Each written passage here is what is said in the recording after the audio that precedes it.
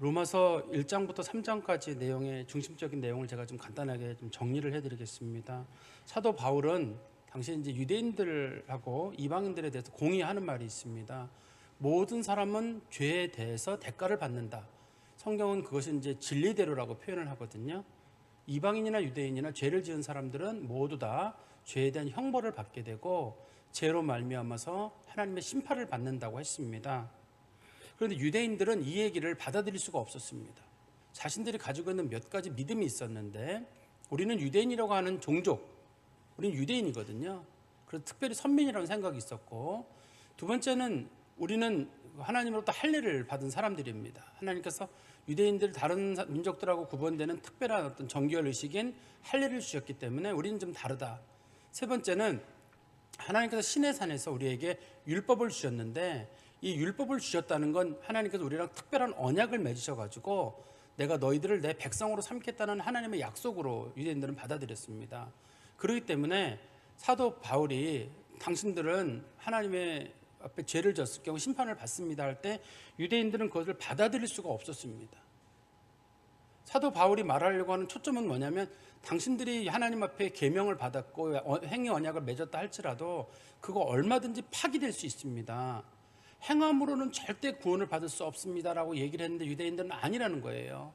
내가 유대인인데, 내가 할례를 받았는데, 내가 하나님으로부터 특별히 율법을 잘 지키지는 못한다 할지라도 율법을 내가 받은 민족인데 어떻게 우리가 하나님 앞에 버림을 받느냐, 못 받아들여진다고 그 사람들이 얘기를 하는 겁니다.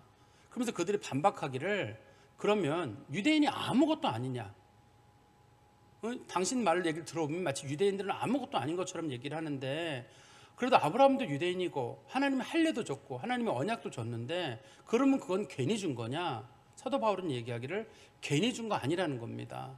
유대인들이 하나님 앞에 선민인 것도 맞고, 그리고 그들이 특별한 언약을 받은 것도 맞고, 말씀을 지키도록 말씀을 맡은 것도 맞는데, 그 말씀의 특징은 잘 순종하고 지켜야지만 은혜를 얻고 구원의 길로 가는 건데, 유대인들은 잘 지키지 못했기 때문에 결국은 상당수는, 그중에 남은 자들 소수의 사람들을 제외하고는 나머지 사람들은 하나님 앞에 버림을 받게 됐다고 사도 바울은 말하고 있거든요.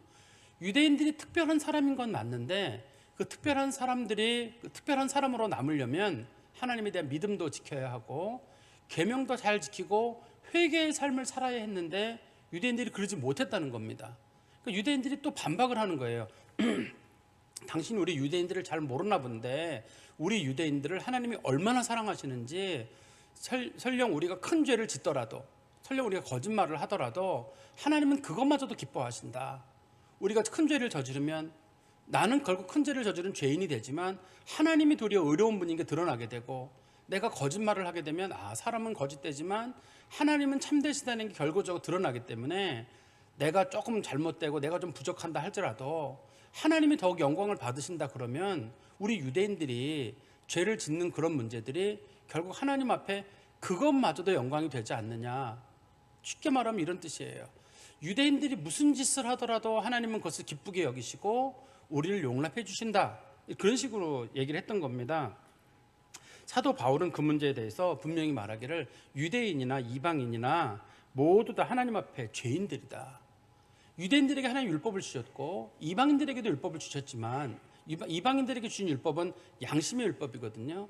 그렇지만 하나님께서 보시기에는 이방인이나 유대인이나 다 죄인인 건 마찬가지예요. 그게 어디에 나오냐면, 우리가 지난 시간에 봤던 로마서 3장 9절부터 18절에 나와 있는 말씀이거든요. 그러면 어떠하냐? 우리는 나오냐? 여기서 우리라는 말은 그리스도인을 얘기하는 겁니다. 결코 아니라 유대인이나 헬라인이나 다 죄 아래에 있다고 우리가 이미 선언하였느니라. 기록된 바 의인은 없나니 하나도 없으며 깨닫는 자도 없고 하나님을 찾는 자도 없고 다 치우쳐 함께 무익하게 되고 선을 행하는 자는 없나니 하나도 없도다. 이건 하나님이 선언해 주신 거예요. 아예요. 의로운 사람이 하나도 없다고. 또 그들의 목구멍은 열린 무덤이요 그들의 혀로는 속임을 일삼으며 그들의 입술에는 독사의 독이 있고 그 입에는 저주와 악독이 가득하고 그 발은 피 흘리는 데 빠른지라 파멸과 고생이 그 길에 있어 평강한 길을 알지 못하였고 그들의 눈앞에 하나님을 두려워함이 없느니라 함과 같으니라. 사도 바울이 성경 말씀을 인용하기를 하나님께서는 말씀하셨습니다. 유대인이나 이방인이나 전부 죄인인데 누구는 죄인이고 누구는 죄인이 아닌 게 아니라 모든 사람이 하나님 앞에 다 죄인입니다. 그래서 성경은 말하기를 의인은 없나니 하나도 없다고 했습니다. 그 사람들의 생각, 즉 하나님을 깨닫지도 못하고 하나님을 인정하지도 못하고 하나님 뜻대로 살지도 않고 하나님의 순리도 거스르고 입술을 열면 온통 거짓말과 사람들에 대한 비난과 사람들에 대한 비판이 늘 팽배하고 그들의 발걸음마다에도 죄가 들어있고 심지어는 하나님이 계신데도 불구하고 마치 하나님 안 계신 것처럼 살아가는 사람들이 얼마나 많습니까? 결국 우리는 모두 하나님 앞에 죄인입니다. 즉 특별히 아담 이후에 사람들은 그 사람들이 유대인이든 이방인이든 간에 모든 사람들은 죄인이어서 하나님 앞에 구원을 얻을 방법이 없습니다. 성경이 가르치는 가르침입니다. 그래서 오늘 성경 말씀에 보시면 19절에 죄송합니다. 19절에 보시면 우리가 알거니와 무릇 율법이 말하는 바는 율법이 말한다는 말은 위에 나와 있는 모든 사람이 죄를 범하였음에 하나님의 영광에 이르지 못한다는 걸 말하면서 의인은 없나니 하나도 없다고 말하는 그 부분입니다. 율법이 말하는 것은 율법 아래에 있는 자들에게 말하는 것이니 즉 이 본문에서 의인은 없나니 하나도 없다는 말이 이게 꼭 이방인들을 향해서 하는 말이 아니라 유대인들을 향해서 하는 말이란 뜻이에요. 이 본문에 잘 보시면 우리말에 이렇게 돼 있죠. 율법 아래에 있는 자들에게, 원문에는 율법 안에라고 돼 있습니다. 이게 율법 안에 있는 사람들은 유대인이라는 뜻이거든요. 그러니까 율법 안에 있는 사람들이나 율법 바깥에 있는 사람들이나 모두 다 하나님 앞에 죄를 지은 사람들입니다. 그런데 하나님께서는 왜 유대인들과 그 이방인들 모두가 이렇게 죄인이라는 것을 설명을 하고 있냐면 우리 본문에 보면 이렇게 돼 있잖아요. 이는 모든 입을 막고 하나님께서 우리들이 죄된 모습을 다 알려주시니까 사람들이 입을 못 여는 거예요. 더 이상 내가 그래도 괜찮은 사람이다, 착한 사람이다, 그래도 하나님 앞에 바르게 가고 있다라고 아무도 말하지 못하더라. 이 구약 성경에 말하고 있는 많은 율법의 말씀들은 사람들이 아예 나는 괜찮은 사람입니다, 나는 착한 사람입니다 이런 말을 아예 하지 못하도록 입을 막았다는 말은 침묵하도록 만들었다는 얘기예요. 하나님 앞에 혹시라도 어떤 분이 전 그래도 인생을 잘 살고 있는 것 같습니다 라든지 저는 인생을 그래도 비교적 괜찮은 사람입니다 이런 말을 아무도 못 꺼내도록 의인은 없나니 하나도 없다고 아예 선언을 해버리신 거예요. 만약에 어떤 분이 그래도 나는 잘 살고 있습니다라고 말하는 분은 하나님에게 도전하는 겁니다. 하나님 쪽에서 봤을 때는 의인이 한 사람도 없어요. 하나님 마음에 드는 사람이 하나도 없습니다. 생각이 그렇고 말이 그렇고 또 그들의 행동이 그렇고 그들이 하나님이 분명히 살아계신데도 하나님 두려워하지 않는 모습을 봤을 때 이 사람들이 모습을 잘 보면 결국 하나님의 잘못을 딱 지적을 해줄 때 아무도 그 문제에 말을 못하게 되고 그리고 온 세상으로 19절 끝부분이죠. 온 세상으로 하나님의 심판하려 있게 하려 하심이라. 사람들이 잘 생각해 보니까 우리는 더 이상 희망이 없어요. 이 의인은 없나니 하나도 없다는 말을 딱 듣는 순간에 우리에게는 더 이상 우리가 변명할 거리가 없습니다. 무슨 변명을 제가 이런 상황에서는 이렇게 했고 저런 상황에서는 저렇게 했습니다라고 변명을 해야 되는데 아무도 하나님의 심판을 피할 수 있는 변명거리가 우리에게 없도록 하나님께서 해주셨다는 거겠죠. 그러면 다시 우리 20절의 말씀해 보시면 그러므로 율법의 행위로 그의 앞에 의롭다 하심을 얻을 육체가 없나니 율법의 행위라는 말은 여러 가지 뜻이 있습니다. 하나는 할례도 율법의 행위고 율법을 지키는 것도 율법의 행위입니다. 음식을 조심하는 것, 절기를 지키는 것, 윤리적으로 바르게 사는 것 이게 다 율법의 행위들이거든요. 이거로는 하나님 앞에 의롭다함을 얻을 수 있는 사람이 없습니다. 왜 없냐면 율법이 1000가지라 그러면 그 중에 한 가지만 어겨도 다 어기는 거여서 그래요.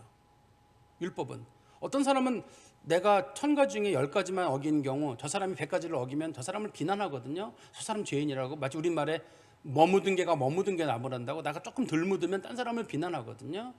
그렇지만 하나님의 법에는 한 가지 못 지킨 사람이나 1000가지 못 지킨 사람이나 다 똑같아요. 하나님 보시기에는 다 죄인입니다. 그게 다 죄인이기 때문에 하나님 율법의 행위로는 하나님 앞에 의롭다함을 얻을 수 있는 사람이 아무도 없어요. 하나님 앞에는 어려운 사람이 하나도 없고 뒤에 보시면 율법을 주신 목적이 이렇게 기록이 되어 있잖아요. 율법으로는 죄를 깨달음이니라. 마치 율법을 주신 목적 자체가 죄를 깨닫게 한다고 돼 있지만 사실은 율법을 주신 목적 자체가 죄를 깨닫게 하는 건 아닙니다. 율법을 원래 주신 목적은 뭐냐면 너희들 이 율법의 말씀을 따라서 하나님 뜻대로 잘 살아라. 그러면 의로운 백성이 될 거라고 했지만 그 율법에 비춰보고 나니까 내가 얼마나 큰 죄인인지 알게 됩니다. 하나님의 말씀에 깊이 비춤을 받는 사람들은 하나같이 깨달음이 있어요. 내가 큰 죄인이에요. 다른 사람을 비난할 게 없습니다. 사람이 영적으로 가장 높은 수준에 이르렀을 때가 있거든요. 정말 기도 많이 하고 죄 안 짓고 착하게 살 때가 있습니다. 그럴 때 깨닫는 게 어떤 마음이 드냐면 내가 세상에서 제일 못된 사람이구나. 그러면 그 사람이 영적으로 수준이 높은 사람이에요. 그런데 영적으로 가장 수준이 낮은 사람이 있습니다. 그 사람은 누구냐면 내가 크게 잘못한 게 없는 것 같아요. 이 정도면 인생을 잘 사는 것 같다는 생각이 들 때가 있습니다. 이 정도면 인생 내가 잘 살았다.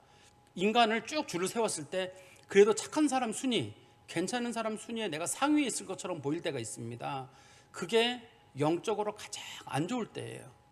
영적으로 깊이 들어간 사람일수록 느껴지는 게 내가 지었던 죄들이 하나하나 보입니다. 그게 예를 들어서 하나님께서 살인하지 말라라고 했는데 나는 누구를 죽인 적이 한 번도 없어요. 그렇지만 성경 말씀에 더 깊이 들어가 보면 내가 옆에 있는 사람을, 형제를 미워하는 거, 그거 살인한 거다. 내가 사람 미워한 적 많거든요. 근데 내가 살인한다는 기준을 놓고 봤을 땐 살인한 적 한 번도 없잖아요. 그렇지만 내가 많은 사람들을 미워했단 말이에요. 또 도둑질하지 말라고 했는데 난 남의 물건을 훔친 적이 없어요. 그렇지만 하나님께서는 내가 마땅히 받아야 될 이익 이상의 것들을 욕심을 부리는 거, 그것도 도둑질이다. 우리도 사실 그럴 때가 많이 있거든요. 누가 투기해서 잘 됐다 그러면 나도 뭐 좀 더 받을 걸. 누가 아파트를 얼마에 팔았다 그러는데 나는 그거보다 많은 손해를 봤으면 내가 막 손해 본 것 같고, 사실 이렇게 불로소득으로 이익 얻는 거 교회가 권장하는 건 아닙니다. 노동의 정당한 대가를 받는 게 원래 이제 교회가 권장하는 거거든요. 그랬을 때 내가 막 그 병이 날 정도인 거예요. 누가 비싸게 뭘 팔았다 그러면 나는 몇 억을 손해를 보는 막 병이 날 것 같은 거예요. 그것도 지나고 보면 욕심이에요. 나는 내가 욕심이 없는 것 같은데 잘 보면 내가 욕심이 있는 거예요. 또 내가 누군가에 볼 때 부모를 참 잘 모시고 효자효부란 얘기를 들을 수가 있는데 하나님께서 말씀하시기를 너희 부모를 하나님 섬기듯이 섬기고 있느냐, 그래야 부모를 섬기는 걸 할 때 그거 앞에 자유로울 사람이 누가 있겠어요.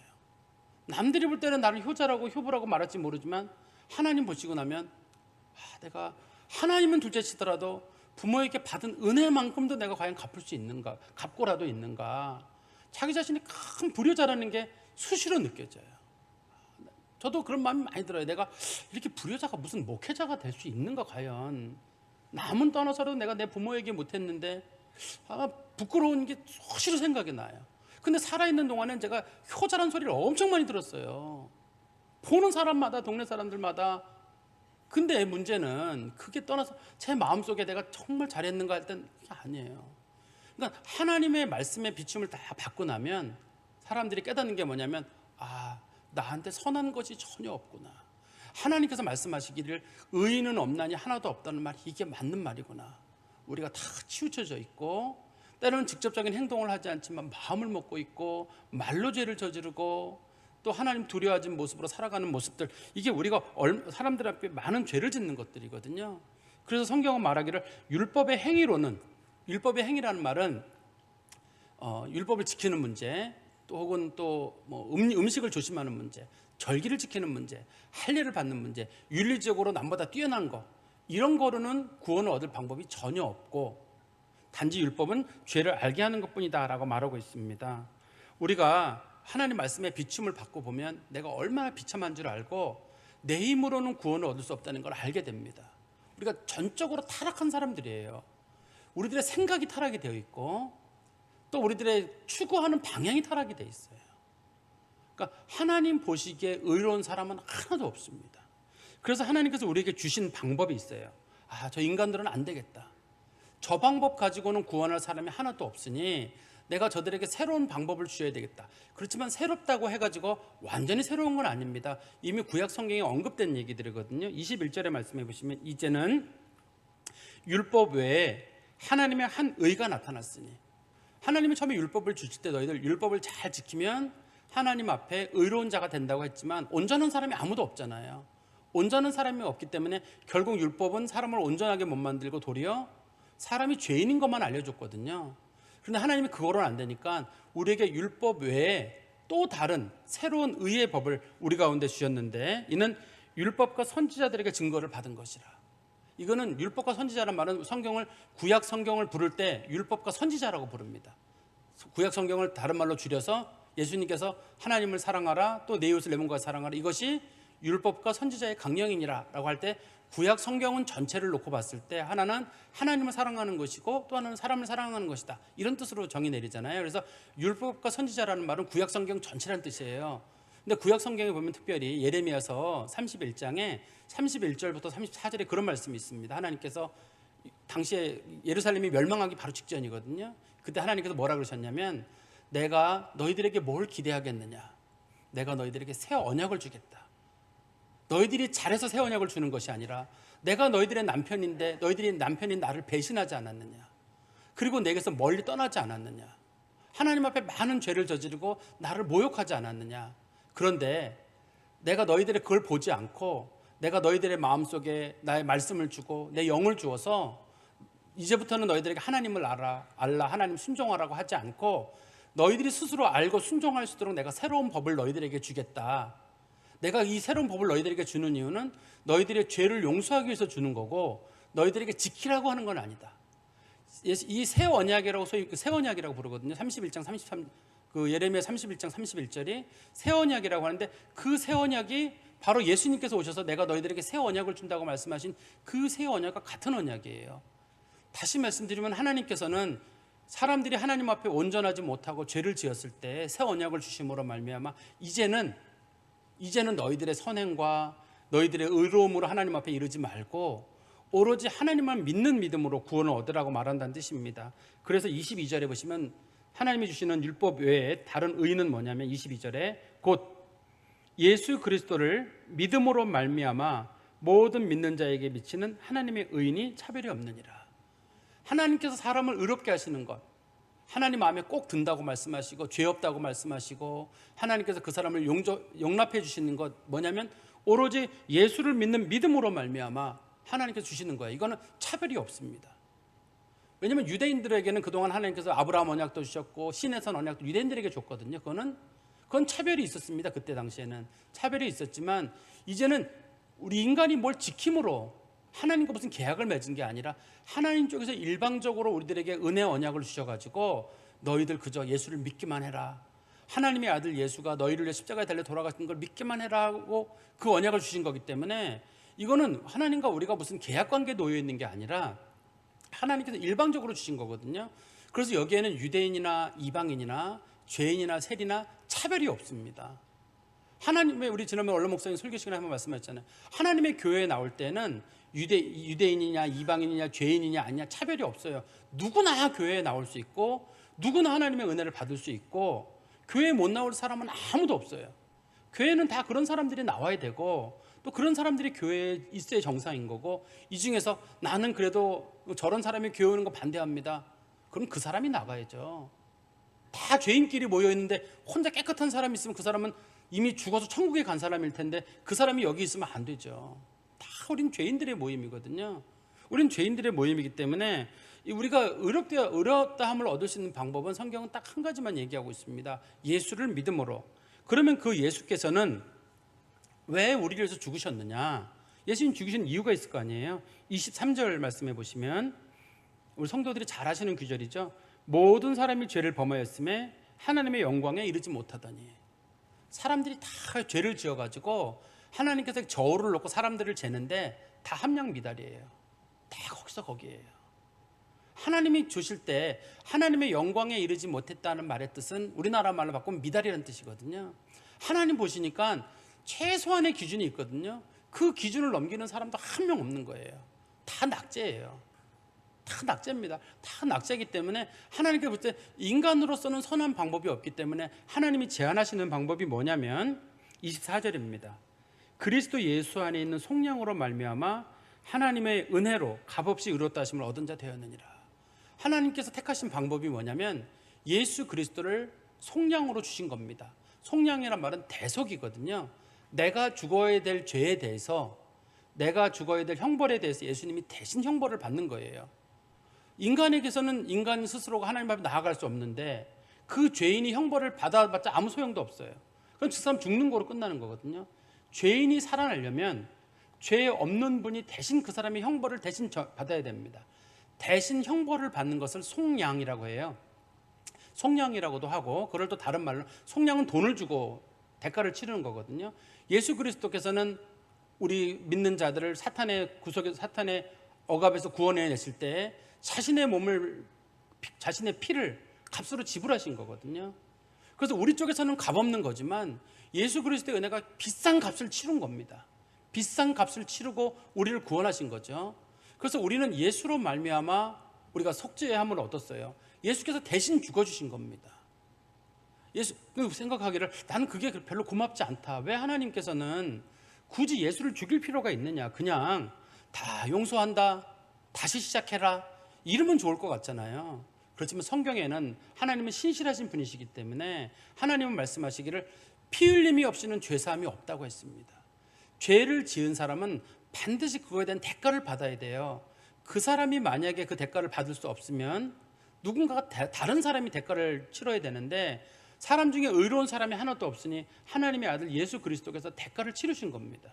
그렇기 때문에 우리는 예수 그리스도의 은혜로 제사함을 받은 사람들이고, 우리는 그것을 믿음으로 말미암아 하나님 앞에 구원을 받게 되는 거예요. 그전에는 내가 열심히 행함으로 구원을 받는 문제였다면, 의롭다함을 얻는 거였다면 유대인들은, 이제는 은혜로예요. 은혜로고 값없이.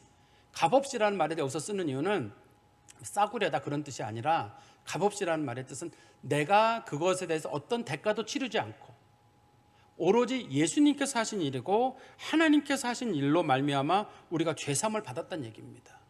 그러니까 죄사함의 은혜는 오로지 예수님께서 하신 일이고 하나님께서 하신 일을 우리가 믿음으로 말미암아 주님 앞에 의롭다함을 받는 거죠. 그리고 25절에 보시면 거기에 상세한 설명이 붙어 있습니다. 이 예수를 하나님이 그의 피로써, 아까도 제가 말씀드린 피 흘림이 없이는 죄사함이 없다고 했잖아요. 예수께서 내가 죽어야 될 그 죽음을 예수께서 자신의 피로 말미암아서 우리를 믿음으로 말미암는 화목제물로 삼으셨어요. 이 본문에는 화목제물로 되어 있습니다만 이게 영어 성경도 그렇고 최근에 번역된 많은 성경책들은 이거를 속죄제물로 번역을 해놨습니다. 굳이 조금 설명을 붙인다 그러면 우리나라 성경책에서 이걸 화목제물로 번역을 해놓은 이유는 뒤에 가면 예수 그리스도의 속죄로 말미암아 우리와 하나님의 관계가 회복이 됐거든요. 화목한 관계가 됐기 때문에 이걸 화목제물로 번역을 했습니다만 원래 성경의 구절에는 속죄제물로 되어 있습니다. 화목제물이란 말은 원래 뜻이 구약 성경에서 감사헌금이란 뜻이에요. 원래 화목제물이요. 속죄제물은 죄를 의도적으로 지은 사람들, 그 사람들이 지은 죄에 대한 대가를 치르는 거기 때문에 최근에 번역한 성경책들은 다 속죄제물로 번역을 해놨고, 그리스어도 그렇고 영어 성경책을 보시는 분들도 영어 성경으로 속죄란 말이 좀 어려운 표현이거든요. 어려운 표현인데 어떻든 그런 용어들이 사용이 돼가지고 우리가 주님 앞에 의롭다 하심을 얻도록 그리고 성경이 해놓으셨습니다. 어떻든 간에 우리가 예수 그리스도의 피를 믿는 거예요. 예수께서 돌아가시고 예수님이 흘리신 그 보혈로 내 죄는 사함을 받았습니다 라고 믿기만 하면 구원을 얻도록, 하나님께서 왜 이런 길을 주셨냐면 이는 하나님께서 길이 참으시는 중에 전에 지은 죄를 간과하심으로 자기의 의로우심을 나타내려 하셨다. 우리가 전에 지었던 죄를 간과한다는 말은 우리가 전에 지었던 죄를 다 용서하시려고 이런 방법을 주셨다는 거예요. 그래서 우리가 전에 지었던 죄, 현재 지은 죄, 미래에 지은 모든 죄들이 예수님 앞에서 용서함을 받는 거예요. 우리는 이미 용서함을 받은 사람들입니다. 예수 안에서. 우리가 과거의 유대인들보다 훨씬 낫죠.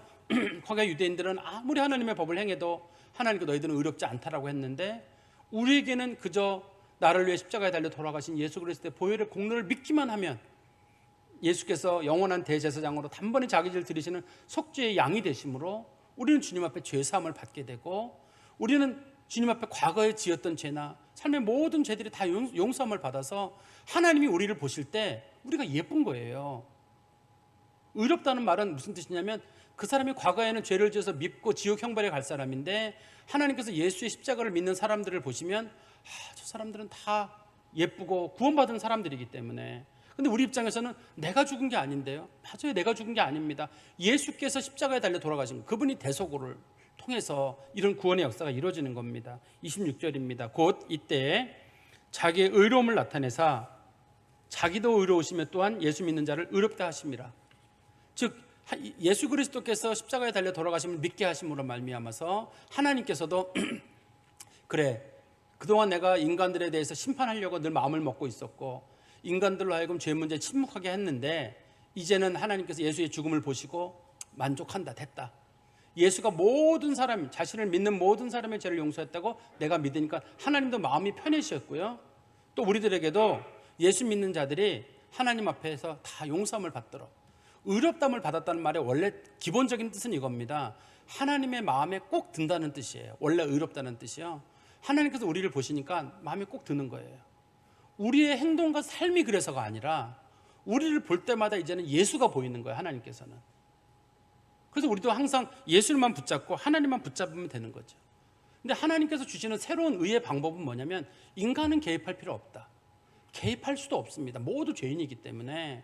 그래서 이 새롭게 주시는 새로운 의의 방법, 율법 외에 한 의의 방법은 하나님이 혼자 하시는 일이고 예수께서 십자가에서 하신 일이고 보혈의 공로로 하신 일이고 내 공로와 내 의와 내 윤리적인 선함과 내 경건과 이런 것들이 일절 개입되지 않는 오로지 하나님만이 홀로 하시는 일, 우리에게 요구하시는 건 딱 한 가지예요.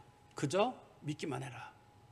우리가 그 민수기 21장인가 보면은 이스라엘 백성들 하나님께서 인도하실 때 그동안 그 이스라엘 백성들이 그 광야를 걸었잖아요. 광야를 걷다가 더 큰 광야, 기존에 걸었던 광야보다 더 큰 광야, 에돔 광야가 더 험악한 광야거든요. 그 광야로 갈 일이 있을 때 이스라엘 백성들 하나님 원망했어요. 하나님 원망하니까 하나님께서 불뱀을 보내셔가지고, 불뱀은 사막에 살고 있는 독이 센 뱀입니다. 그 불뱀이 나타나가지고 많은 사람들을 물러 죽였습니다. 그때 모세가 하나님께 하나님 살려달라고 기도하니까 하나님께서 그 불뱀 모양을 노수로 된 뱀을 만들어가지고 그것을 나무에 매달아라. 그것을 보는 자는 살 것이다. 이렇게 했습니다. 근데 대부분의 사람들은 안 봐요. 몸이 아픈데 저거 바라본다고 낫겠어요? 그렇지만 성경은 뭐라고 되어 있냐면 그 노뱀을 바라본 자는 나음을 얻었다. 이렇게 되어 있거든요. 그 노뱀이 바로 예수의 십자가를 뜻하는 거겠죠. 구약 성경에 나와 있는 그런 것처럼 하나님께서는 구약 성경에도 이미 다 믿음으로 구원 얻는 길을 다 이미 허락해 놓으셨어요. 그래서 제가 아까도 말씀드렸듯이 믿음으로 구원 얻는 길은 아주 새로운 길이 아니라 구약에도 있던 길이고, 그러나 그 길이 온전해진 것이 죄송합니다. 예수 그리스도의 십자가와 예수 그리스도의 보혈로 그 일이 이루어졌다는 겁니다. 그리고 우리 27절 말씀해 보세요. 그런즉 자랑할 데가 어디 있느냐? 있을 수가 없느니라. 자랑할 데가 없다는 말은 나는 그래도 비교적 착해서, 나는 비교적 하나님을 잘 섬겨서 구원을 받습니다, 이렇게 말할 사람이 누가 있겠어요? 다 모든 사람이 의인은 없나니 하나도 없다고 했고, 다 치우쳐서 죄를 저지르고 선을 행하는 사람이 하나도 없다고 했는데 누가 자랑을 하겠습니까? 자랑하는 사람은 뭔가 문제가 있는 사람이에요. 하나님 앞에서. 믿음을 자랑한다? 믿음도 자랑거리가 아닙니다. 믿음은 하나님의 선물이거든요. 하나님께서 그 사람의 분량에 맞게 주신 하나님의 선물이기 때문에 믿음이 세다 나쁘다 자랑할 것도 없습니다. 27절 다시 보세요. 그런즉 자랑할 데가 어디 있느냐? 있을 수가 없느니라. 무슨 법으로냐? 행위로냐? 아니라 오직 믿음의 법으로니라. 그러므로 사람이 의롭다 하심을 얻는 것은 율법의 행위에 있지 않고 믿음으로 되는 줄을 우리가 인정하노라. 하나님께서 우리에게 주신 방법은 오로지 예수가 십자가에 달려 돌아가신 그 사실을 믿기만 하면 하나님께서 의롭다고 인정해 주시는 거예요. 근데 간혹 어떤 분들은 이런 생각을 하거든요. 그래도 믿는 건 내가 하는 거 아닙니까? 인간의 역할은 전혀 없다고 하는데 그래도 믿는 건 내가 믿고 내가 결단하는 거 아닙니까? 하는데 그렇지 않아요. 믿음도 하나님의 선물이에요. 누군가에게 믿어지도록 만드는 거, 그거 하나님의 은혜입니다. 그래서 어떤 분이 나는 믿음이 세다, 하나님이 그 사람에게는 센 믿음을 갖도록 기회를 주신 거고, 어떤 사람은 믿음이 약하다, 그 사람은 그 믿음대로 살아가도록 하나님이 주신 거지, 믿음이 세거나 믿음이 약하다고 해가지고 그걸 가지고 믿음 가지고 자랑할 것도 없고, 간혹 하나님의 은혜가, 하나님의 구원이 전적인 은혜라고 하면 간혹 성도들이 그런 질문을 해요. 그래도 내가 믿어야 되지 않느냐. 우리 에베소서 2장 8절에서 9절 말씀 볼까요? 에베소서 2장 8절 9절입니다. 너희는 그 은혜에 의하여 믿음으로 말미암아 구원을 받았으니 이것은 너희에게서 난 것이 아니요 하나님의 선물이라. 행위에서 난 것이 아니니 이는 누구든지 자랑하지 못하게 함이라. 하나님께서 믿음을 줬다는 말의 뜻은, 성경에 나왔단 말은 하나님이 은혜로 구원하신다는 뜻이고 전적으로 하나님의 뜻으로 일어나는 일이지 너희들이 하는 일은 전혀 없다. 그저 너희들은 우리는 믿습니다라고 마음에 순종하는 거예요. 그것도 순종하는 믿음을 주신 것도 그것마저도 하나님이 주신 겁니다. 그래서 그리스도인들은 어떤 것도 자랑할 것이 없습니다. 그리고 29절에 하나님은 다만 유대인의 하나님이시냐 또한 이방인의 하나님은 아니시냐 진실로 이방인의 하나님도 되시느니라. 할례자도 믿음으로 말미암아 또한 무할례자도 믿음으로 말미암아 의롭다 하실 하나님은 한 분이시니라. 한 분 하나님이세요. 유대인의 하나님이나 이방인의 하나님 모두 한 분이시거든요. 그분이 공히 말씀하시기를 유대인이나 이방인이나 다 믿음으로 해요. 이제 뒤에 보면 나오거든요. 아브라함 어떻게 구원받았냐? 아브라함도 믿음으로 해요. 이삭도 믿음으로, 야곱도, 다윗도 다 믿음으로. 그전에도 그 사람들도 믿음으로 구원받았고 신약을 시대를 살아가는 우리들도 전부 믿음으로 구원을 받게 됩니다. 그러니까 우리가 분명히 기억해야 할 것은 하나님께서 우리들을 구원하시는 방법은 오직 은혜로, 오직 믿음으로 해요. 우리가 예수를 알기 전에, 우리가 죄인이었을 때 그리스도께서 대속의 의를 이루기 위해서 십자가에 달려서 자신의 피를 흘리심으로 우리가 의롭다함을 얻었습니다. 하나님이 하신 일이에요. 나는 그 일이 있는지 알지도 못했어요. 2000년 전에 있던 일이거든요. 그렇지만 하나님은 그 일을 우리에게 말씀으로 알려주시고 그 일이 믿어지게 만들었거든요. 그래서 구원의 은혜는 오로지 은혜로, 오로지 믿음으로. 우리의 행함을 일절 하나님 고려하지 않으십니다. 구원에 있어서. 행함을 고려한다 그러면 구원받을 사람 하나도 없습니다. 구원받을 사람 하나도 없습니다. 그런데 그러면 뭔가 문제가 생기게 됩니다. 사람들이 그러면 저 이제부터 행함 안 할래요. 난 예수 믿는다고 하고 막 살겠습니다. 그런 사람이 생길 거 아니에요. 그래서 31절에 그거에 대해서 대응을 기록을 해놨습니다. 그런즉 우리가 믿음으로 말미암아 율법을 파괴하느냐? 그럴 수 없느니라. 도리어 율법을 굳게 세우느니라. 아마 그런즉이란 말을 우리나라 말로 매끄럽게 번역을 한다 그러면 그러나란 말이 더 맞을 것 같아요. 그러나 우리가 믿음으로 말미암아 율법을 파괴하느냐? 믿음만 중요하면 율법은 없어지느냐? 아니라는 거예요. 도리어 율법을 굳게 세운다는 거예요. 그럼 율법은 뭐냐 도대체? 그동안 우리가 생각했던 율법은 뭐였냐면 절기를 잘 지키는 거, 음식을 조심하는 거, 부정한 사람을 멀리하는 거, 내가 윤리적으로 바르게 사는 거, 주로 그런 게 우리가 생각했던 율법이었단 말이에요. 근데 그런 율법은 이제 그리스도 안에 다 사라지게 되고 또 다른 율법이 우리 가운데 주어지게 됩니다. 그것이 뭐냐면 그 사랑이에요. 사랑의 율법입니다. 예수 그리스도께서 마태복음 5장 17절에 그런 말씀을 하셨거든요. 내가 율법이나 선지자를 폐하러 온 줄로 생각하지 말라. 내가 율법과 선지자를 폐하러 온 것이 아니라 도리어 완전하게 하려 왔다. 주님 그렇게 말씀하고 있거든요. 그러니까 예수님께서 율법을 폐하러 오신 건 아닙니다. 그러면 율법을 완전하게 지킨다는 거, 이제 신약 성도들은, 믿음으로 사는 성도들은 율법을 완전하게 지켜야 된대요. 좀 전에 제가 말씀드린 거랑 좀 반대가 되잖아요. 좀 전에 말씀드리기를 이제 그리스도인들에게는 과거 율법은 필요가 없습니다. 믿음이면 충분합니다라고 했는데 오늘 성경에서는 말하기를 아닙니다. 도리어 율법을 견고하게 하고 율법을 도리어 굳게 세웁니다. 이 전혀 모순되는 것처럼 보이잖아요. 근데 이 본문에서 말하는 율법을 견고하게 세운다고 할 때 율법은 사랑입니다. 사랑이에요. 우리가 다른 것들은 못 지켜도 율법의 기본적인 정신이 사랑이거든요. 그 사랑을 행하는 사람들이 율법을 온전히 지키는 거예요. 우리 성경 말씀 하나 보시면 로마서 13장 8절부터 10절입니다. 로마서 13장 8절에서 10절입니다. 피차 사랑의 빛 외에는 아무에게든지 아무 빛도 지지 말라. 남을 사랑하는 자는 율법을 다 이루었느니라. 간음하지 말라, 살인하지 말라, 도둑질하지 말라, 탐내지 말라 한 것과 그 외에 다른 계명이 있을지라도 내 이웃을 내 자신과 같이 사랑하라 하신 그 말씀 가운데 다 들어있느니라. 사랑은 이웃에게 악을 행하지 아니하나니 그러므로 사랑은 율법의 완성이니라.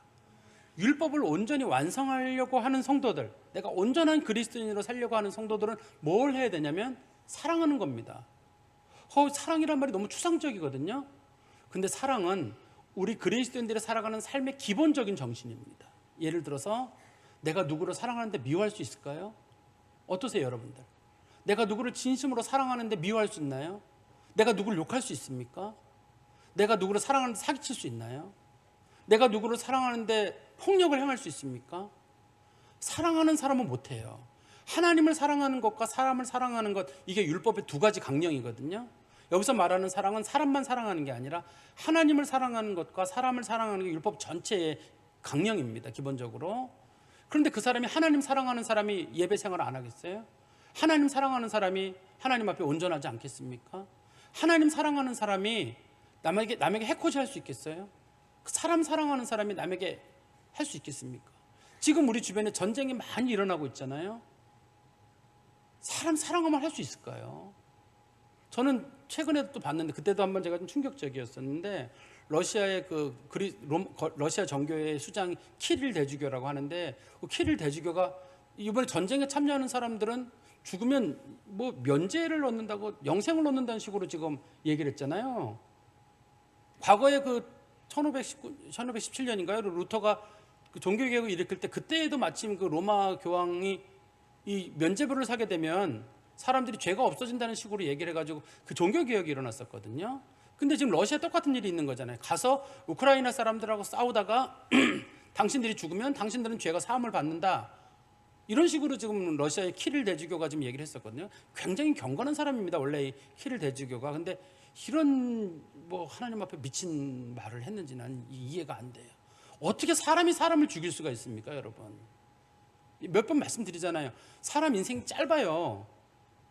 잘 살고 행복하게 살아도 짧은 인생인데, 그 사람의 인생에 무슨 총을 사용하든 칼을 사용하든 폭력을 사용해서 사람의 인생을 우울하게 만드는, 그것도 나쁜 일인데 사람을 어떻게 사람이 죽일 수가 있어요? 이거는 정말 할 수 없는 일들이거든요. 그런데 정말 사람들을 사랑하는 사람들 못합니다. 이거 못해요. 우리가 동물만 사랑해도 동물 못하듯이 사람 사랑하는 사람 정말 못합니다. 이거 못할 짓이에요. 주님께서 우리들에게 말씀하시기를 그리스도인들이 꼭 필요한 건 사랑입니다. 그래서 갈라디아서 5장 6절에 말씀하시기를 믿음, 진짜 믿음은 뭐냐? 사랑으로 역사하는 믿음. 사랑이 항상 동반되고 사랑이 활동하는 믿음, 그게 진짜 믿음이다 라고 설명을 합니다. 제가 말씀의 결론을 맺으면 이렇게 돼 있습니다. 첫 번째, 모든 사람이 죄를 저질러서 하나님 앞에 의롭다함을 얻은 사람이 아무도 없을 때 하나님께서 안 되겠다, 내가 친히 인간의 몸을 입고 가서 십자가에서 내가 내 몸을 찢어서 피를 흘려서 구원해야 되겠다. 예수 그리스도의 십자가에 달려 돌아가셨습니다. 그리고 하나님께서는 그 예수 그리스도의 죽음을 택한 자들이 믿을 수 있도록 택한 자들에게 복음을 통해서 알려주시고, 우리가 예수를 믿습니다 라고 하면 예수 그리스도의 대속의 은혜가 우리 가운데 그대로 와서 하나님을 의롭게 했던 예수의 의가 우리에게 전가돼서 우리도 주님 앞에 의로운 사람으로 인정함을 받습니다. 원래 우린 여전히 죄인이에요. 그렇지만 예수의 의가 우리에게 전가가 돼서 하나님께서 우리를 보실 때마다 우리가 안 보이고 우리 앞에 예수가 보이는 거예요. 하는 행동만 봐가지고는 문제가 있는데 그 사람을 볼 때마다 예수가 보이니까 하나님 우리를 용납하시는 겁니다. 용납해서 우리는 예수 그리스도 의로운 사람들하고 우리는 구원을 받았습니다. 우리에게 요구하시는 건 딱 한 가지예요. 믿기만 해라. 그러나 구원의 길에 있어서는 믿기만 하는 게 맞지만 너희들의 윤리로서의 실천 강령이라는 게 있을 거 아닙니까? 믿기도 하지만 구원은 믿는 거로 충분하지만 그리스도인들이 살아갈 때 실천 강령인데 그건 사랑이면 된다. 모든 사람을 진심으로 사랑하는 마음으로 한번 대해봐라. 그러면 내가 하나님의 말씀을 온전히 성취하는 거고 네가 진짜 그리스도인이라고 말하는 거거든요. 우리 성경 말씀 하나만 보고 마칠까요? 요한일서 4장 20절 21절입니다. 요한일서 4장 20절 21절, 누구든지 하나님을 사랑하노라 하고 그 형제를 미워하면 이는 거짓말하는 자니 보는 바 그 형제를 사랑하지 아니하는 자는 보지 못하는 바 하나님을 사랑할 수 없느니라. 우리가 이 계명을 주께 받았으니 하나님을 사랑하는 자는 또한 그 형제를 사랑할지니라. 하나님을 사랑한다는 말은 다른 말로 하나님을 믿는다는 뜻이기도 할 거예요. 하나님을 진심으로 믿는 사람들은 형제를 사랑해야 됩니다. 눈에 보이는 형제를 사랑하지 않는 사람이 나는 저 사람이 정말 미워요. 그렇지만 난 하나님은 진심으로 사랑해요. 하나님은 말씀하시기를 거짓말이야. 그거는 거짓말이에요. 근데 내가 이 순간 저 사람 미워는 하지만 난 하나님 사랑하는 마음 변함없고 난 영생에 대한 소망도 있고 예수의 십자가도 믿는데 저 사람이 나한테 어떻게 했는데 내가 저 사람을 용서합니까? 난 용서 못해요. 난 저 사람 미워할 겁니다. 그러면 그 사람이 아직 하나님을 모르는 거예요. 하나님의 사랑이 그 사람 안에 아직 거하지 않는 거거든요. 하나님을 진심으로 사랑하는 사람은 눈에 보이는 형제를 사랑해야 합니다. 하나님의 사랑과 이웃의 사랑은 그래서 같이 가요. 하나님을 사랑하는 사람은 자연스럽게 이웃을 사랑하게 되고 내가 하나님 생각해서라도 용서하는 거예요. 하나님 생각해서라도. 미운 마음이 왜 전화가 없겠어요? 사람 싫어하는 마음이 누구라도 없겠습니까? 그럴 때도 내가 하나님 사랑하면 내가 눈에 보이는 형제도 사랑하지 못하면서 어떻게 하나님 사랑할 수 있겠느냐? 내가 더 큰 죄도 용서받았는데 나도 하나님 앞에 지옥 형벌 받을 죄를 용서받았는데 나도 용서받았다면 저 사람이 용서해야지 옳은 일 아니겠어요? 그 사람 사랑하는 마음이 안 생길 때는 내가 더 큰 죄를 용서 받았는데 저 사람을 용서해야 되겠다. 그런 마음으로 사랑한다 그러면 사랑하지 못할 사람은 없을 것 같습니다. 우리 성도들이 두 가지만 기억해 주세요. 오로지 믿음으로 구원 얻는 것은 구원의 진리인 건 맞습니다. 그게 성도들에게 꼭 필요한 거거든요. 그렇지만 그것으로 끝나지 않고 우리 그리스도인들은 율법의 완성인 사랑 꼭 삶 가운데 실천하는 것, 그것도 필요합니다. 이 두 가지의 균형을 잘 유지하시기를 간절히 소망합니다. 기도하겠습니다. 하나님 아버지, 주님의 은혜 감사합니다. 죄에 허물러 죽었던 저희들이고 하나님 앞에 소망이 없는 사람들이며 범사가 하나님 앞에 어그러진 사람들이고 하나님의 의에 영광에 이를 수 없는 사람들이지만 우리 주 예수 그리스도께서 값없이 피를 흘려주심으로 말미암아 우리가 주님의 자녀가 되었습니다. 주께서 저희들에게 말씀하시기를 믿기만 하라고 하셨사오니 변함없는 모습으로 예수를 믿고 따르겠습니다. 하나님 아버지, 저희들의 믿음 없음을 불쌍히 여겨주시고 더욱 예수를 믿고 바라보게 하여 주시옵소서. 또한 우리가 예수 안에서 의로운 사람이라 인침을 받았사오니 이제 의로운 사람답게 많은 사람들을 사랑하게 하시고 눈에 보이는 형제를 사랑하는 것이 또는 하나님을 사랑하는 것이라고 했습니다. 하나님 사랑하는 마음으로 내가 더 큰 죄를 용서받았다는 마음으로 많은 사람들을 진심으로 내 몸처럼 사랑하는 그리스도인 되게 하여 주시옵소서. 예수 그리스도의 이름으로 기도하옵나이다. 아멘.